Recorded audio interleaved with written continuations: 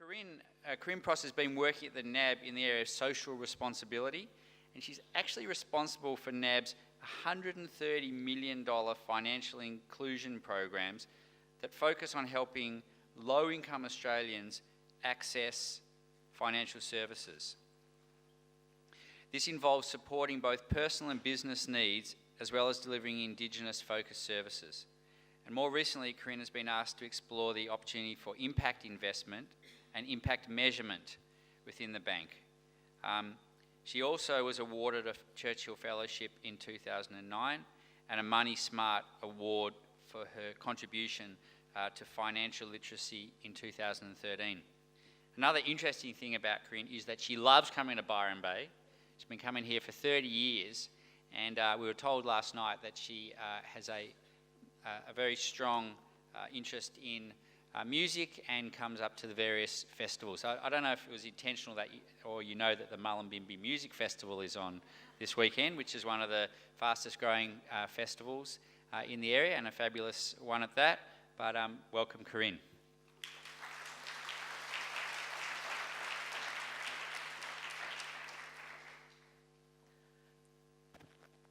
Good morning, everybody. Well, just about. It's an absolute pleasure to be here today and to talk to you about some of the work that we do at the bank. I sit within the head office and have a national role looking at how do we make Australia more financially inclusive. Right, technology. So I'd say most of the room would know the brand in terms of NAB, but in terms of what are we? 43,000 employees, nearly 2,000 stores, 5.9 billion in cash earnings in the last couple of weeks, 480,000 shareholders, and a suite of brands. So how do you incubate new ideas? How do you create change? And how do you innovate in a place like that? So I came to the bank with the thought that I'd probably be there for a year or so.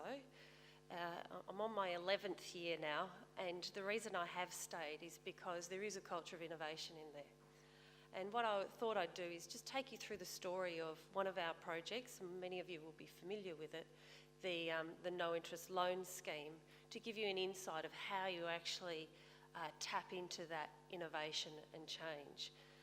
It was also, and it has been a journey in terms of being aware that it doesn't matter which kind of structure, organisation or what purpose you have, it's the change you want to actually affect. And one of the reasons I joined a large organisation was there was lots of money and resources to make big change. And I wasn't interested in just little change, because I think our community needs big change. So we kind of build it up in a framework of three themes, and it's around a healthy relationship with money, building prosperous communities, and a future-focused nation. Now, there's a whole lot of series of activities that occur under that, but really that's our commercial message around, if we don't have those three elements, there probably isn't a market for the bank to work in the future. So since 2003, we've really been working through what does this healthy relationship with money mean for all Australians. So working with the Centre of Social Impact, we're on our, I think, 4th report now, we started to measure the size of how many people sit outside the financial system. And I think we were quite frightened and shocked that 3.1 million people, or nearly the size of Adelaide, have difficulty getting basic financial services. What was then concerning is over the years, and we do it annually, this is growing. So more and more people are being marginalised out of the mainstream, and for an organisation that makes its money out of people being in the system, the fact that we're losing so many is actually a key issue. So from that,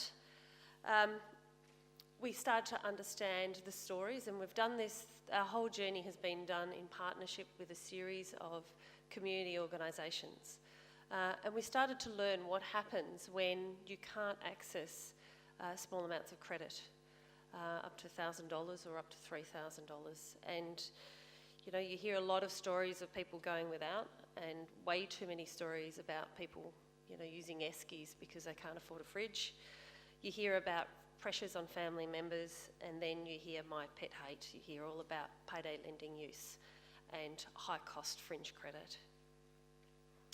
So we came across through our work an organisation called Good Shepherd. At the time, they were Good Shepherd Youth and Family Service. They've now actually spun off to an organisation that only looks at microfinance. And they'd been running this program called the No Interest Loan Scheme for 32 years. A couple of workers in Collingwood had just thought that it was a good idea to help women exit domestic violence by giving them a loan. At the time, the management of that organisation had thought that that was just going to be a grant program. And what we've been able to prove is if you give people dignity, they will actually pay back the money. So since when we first came across it, and it was kind of a no-brainer, a lending program that sat outside a bank.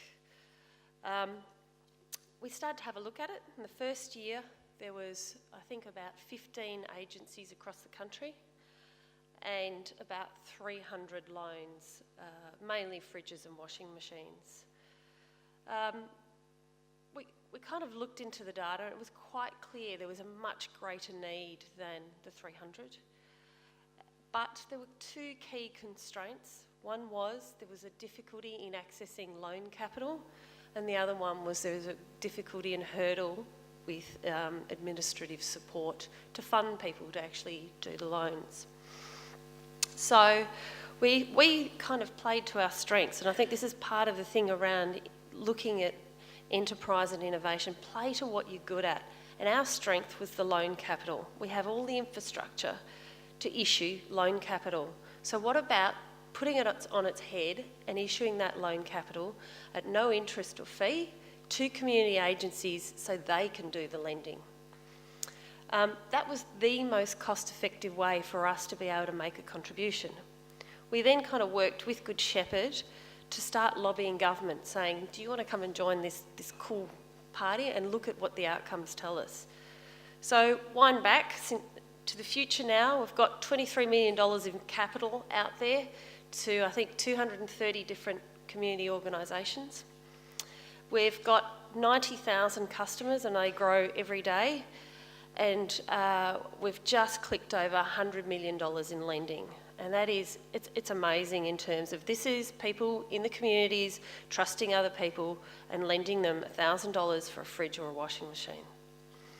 Within this region, we've been able to nearly issue $2.3 million in loans, and that's close to 3,000 loans, both through Byron Nils, which is run out of here, and also the Northern Rivers Community Gateway, which is in Lismore and which does the region. And that program in itself is quite an amazing one in that a lot of these programs tend to be specific to their own community, but in Lismore they decided they wanted to work through the whole catchment to allow everyone in the region to have access. And by centralising all their resources, they were therefore able to meet greater need.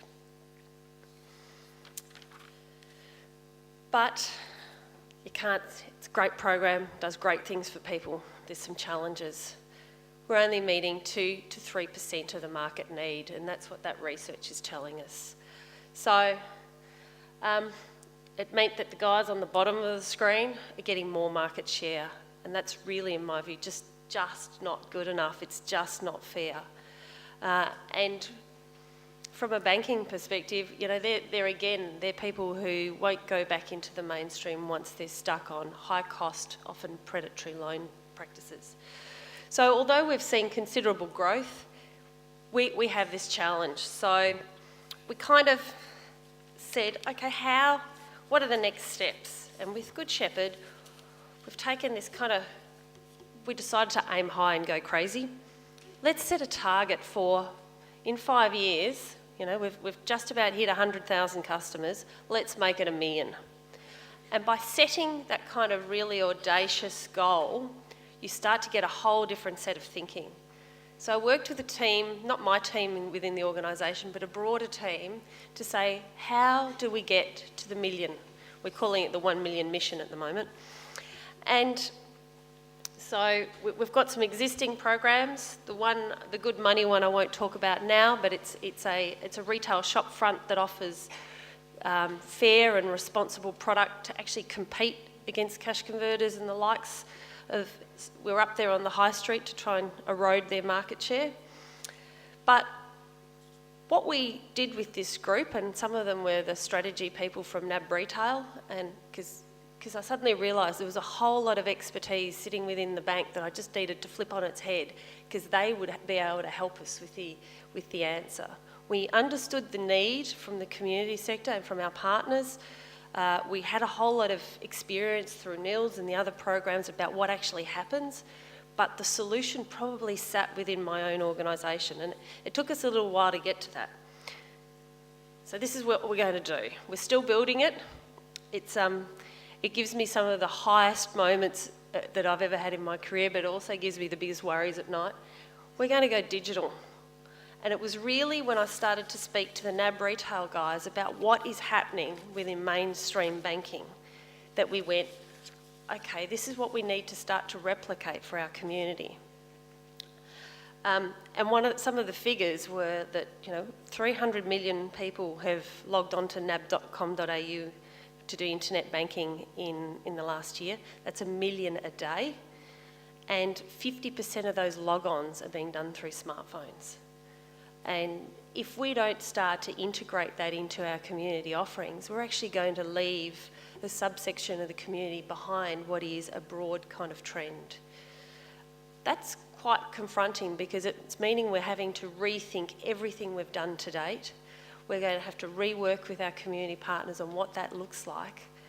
And also, we're going to have to reprice the whole lot, because no interest is great. It meets a great and significant community need, but there's no funding stream in there to make that financially viable over the long term.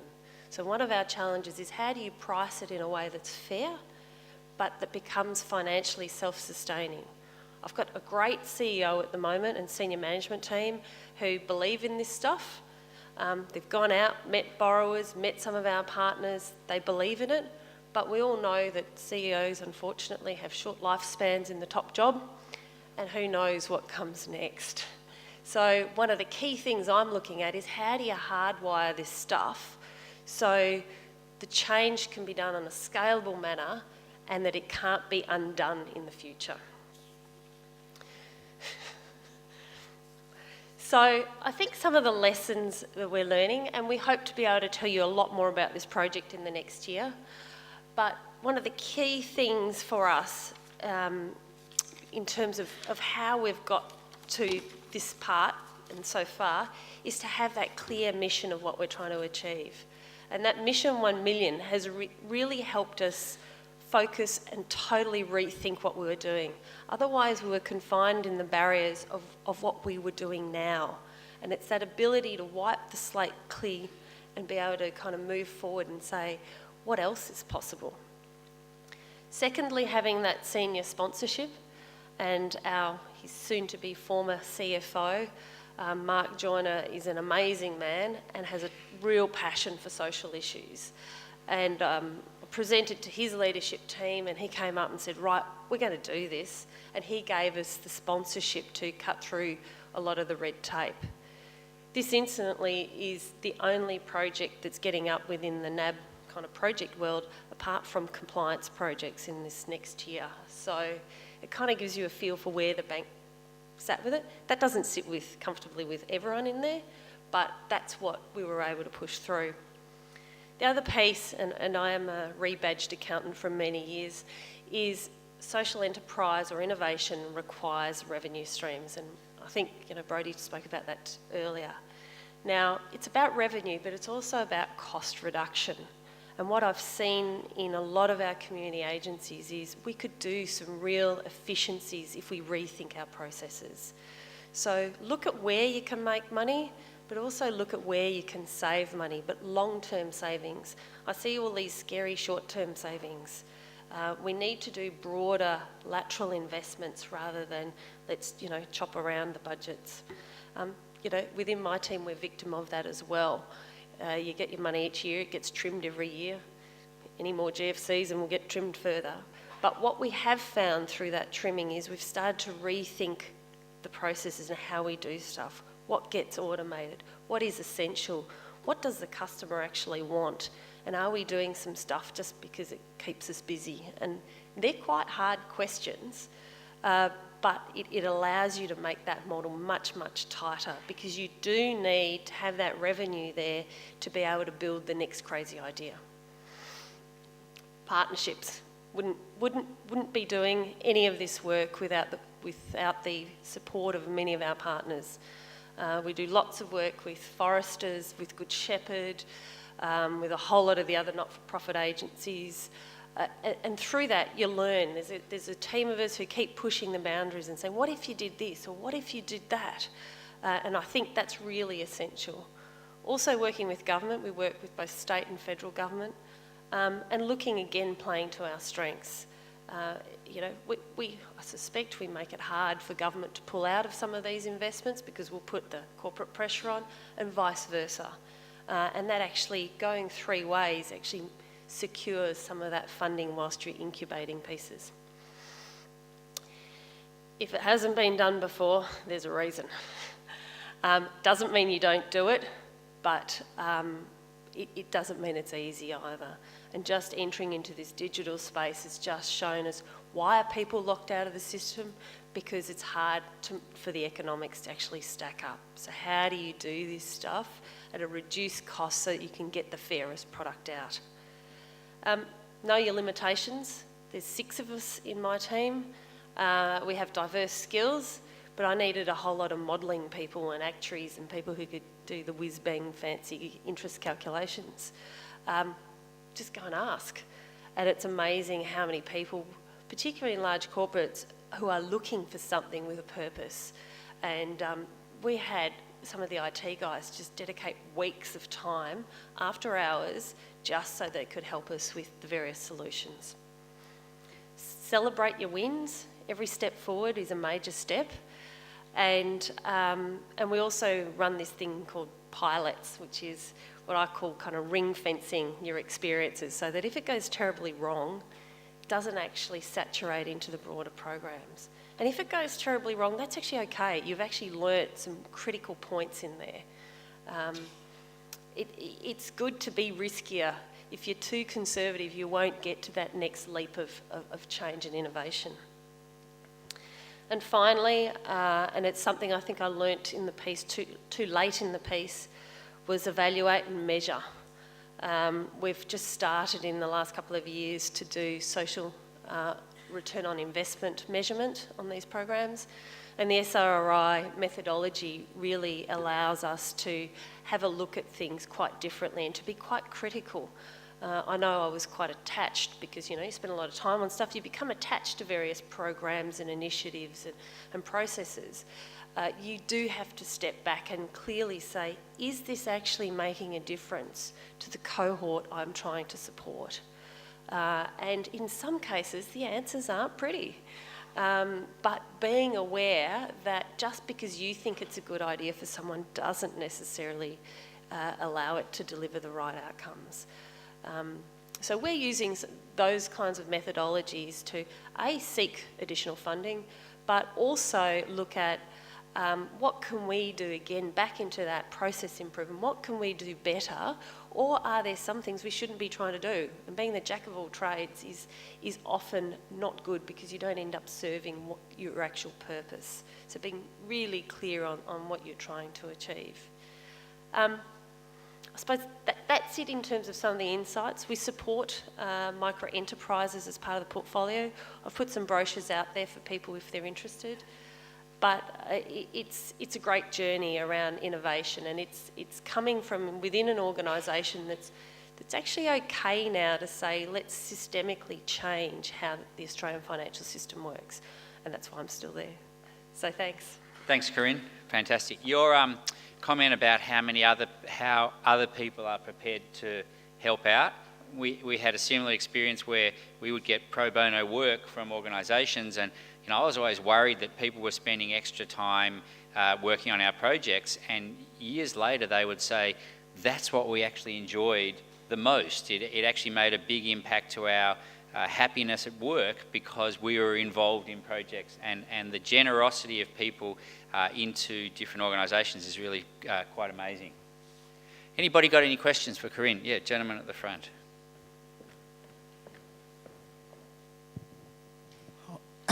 Hi, Corinne. My name's Jim Beats, and I'm a project officer and have been working in social enterprises for about 15 years. So I'm well aware of what NAB have been doing over the last decade. I was particularly struck by a number of phrases that you used during your talk, which were peppered with lovely things, and I'm looking at audacious, crazy ideas, corporate pressure. But I paid my $100 to get here, and I don't really want to bite the hand that feeds me, but I am compelled to ask a couple of questions. One question, really. A fortnight ago, I went to the Pilliga coal seam gas project, which is owned by Santos, where they told me that their second biggest investor was the NAB. I'm keenly aware that the Go Fossil Free /Australia /Byron Bay branch is well aware that the primary driver in Australia of climate change are super funds and the big four banks. Your bank, the NAB, has round about $1.2 billion invested in quadrupling the size of the Port Gladstone coal and gas facility, which resides within the Great Barrier Reef World Heritage Area. So my question to you is, as someone obviously with a sense of responsibility and aware of the relatively small amounts of money that the NAB spends on worthy projects, compared to their overall budget, I'm wondering what your take is and your staff's take on the very big difference between what we talked about earlier, commerce with conscience, and your bank's corporate policy. Are we in for a transition? What do you talk about to your friends, being an intelligent person that's aware of what you and the other three banks are up to? Thank you.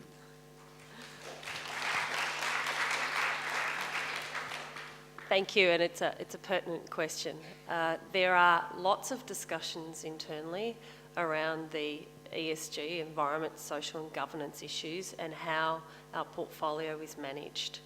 I'm not privy to all of those, but I know there's lots of discussion around whether you do or you don't. How do you do it responsibly? This is something that is top of mind, discussed regularly, and I think an evolving space. I know of some transactions where we've pulled out specifically because of those reasons, but it's like all of these things, unfortunately, they're really complex issues. Saying that, that's not my personal position on things. It's one of those kind of dilemmas you have to deal with when you work in a large organisation. It's tricky, but you've got to be in there at the table with the decision makers, trying to influence the change. That's it. I'm sorry.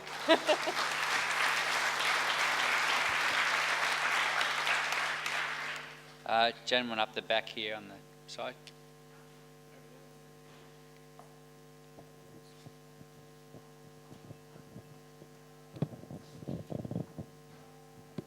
Hi, Corinne. Thanks for your talk. It was great. It's not really a question, but more of a bit of a comment around a lot of the times we talk about social enterprise and getting into business. We talk about access to money and government getting involved with grants and all that sort of stuff. For a number of years in the Aboriginal community, we used to have a thing called work for the dole.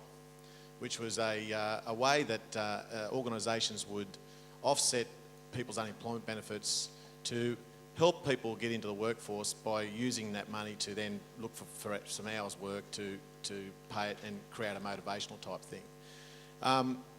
Mid-90s, John Howard got rid of that. And if you drive around the regions now, you see a lot of communities that have a lot of assets that are sitting there going to waste, a lot of business ideas. And we should not all be fooled ourselves, but the hard part about doing business is, particularly in regional areas, the cost of labour and also getting into the marketplace. We out here in the regions don't really enjoy the great, I guess, economies of scale that you get with the human population in Melbourne and Sydney and those other things. And putting up a building where you can get hundreds of people coming in and showing interest is great. But out here in the regions, we don't have that luxury. What I want to ask is, and I guess ask that you take on board, is that you obviously have some opportunities to mix with some of the political circles and some of your bosses. A lot of people, in particular, I'm not sure about the broader community, but the Aboriginal community, we would like to see the reintroduction of work for the dole schemes to help some of these organisations use that as those opportunities and programs to underpin some of the employment costs for some of their social programs. It's a no-brainer, and unfortunately in our stupid democracy, idiot politics and common sense don't really go side by side. But, you know, there are a lot of community organisations out there that were running cafes, that were running lawn mowing organisations, community centres, all sorts of stuff. And they were using that 14 hours a week to underpin a base rate of work for people that then were able to get motivated, get themselves organised to then go and start looking at bringing in extra work. It disappeared overnight. The Aboriginal population and unemployment levels went through the roof.